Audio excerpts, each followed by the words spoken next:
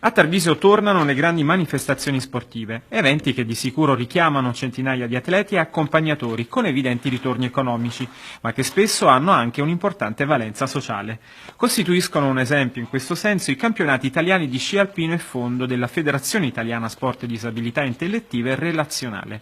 Tra gare di fondo e staffetta, slalom gigante e altre specialità parteciperanno circa 300 atleti che arriveranno da tutta Italia e anche da altri paesi europei, in quanto la manifestazione è aperta a sportivi di oltre confine. Insomma, una grande occasione per il tarvisiano che si conferma un centro idoneo per questa tipologia di manifestazioni. Negli ultimi anni è stato fatto un lavoro significativo tra superamento delle barriere architettoniche e altre innovazioni. È stato un crescendo che troverà il culmine con un'altra grande manifestazione internazionale. Dal 22 al 31 gennaio ci saranno sempre a Tarvisio i mondiali di parasci alpino che si terranno sulla pista di Prampero.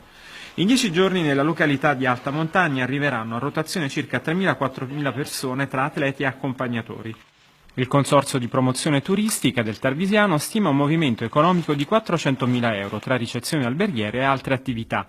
Qui ci sono 1 migliaio di posti letto, quasi tutti gli alberghi grazie a questi 2 eventi, dunque saranno pieni. Una parte degli ospiti poi andranno anche in un soggiorno militare. Addirittura alcuni hotel sono stati costretti a rinunciare perché c'erano già le prenotazioni dei turisti arrivate nei mesi scorsi.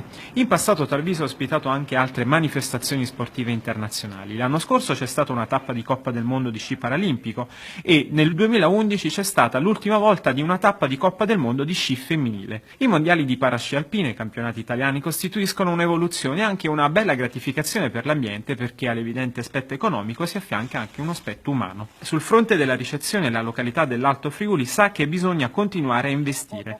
In questo senso vanno i 6 milioni di euro dei fondi Pisus che serviranno all'amministrazione e alla rete alberghiera per creare un'offerta strutturata. Bisognerà poi continuare a fare investimenti anche sulle altre piste perché ovviamente con le manifestazioni sportive le piste principali come quella di Prampero sono riservate solo agli atleti. Il sindaco Carlo Antoni prevede altri 2.600 posti letto in futuro tenendo in considerazione le norme in materia urbanistica.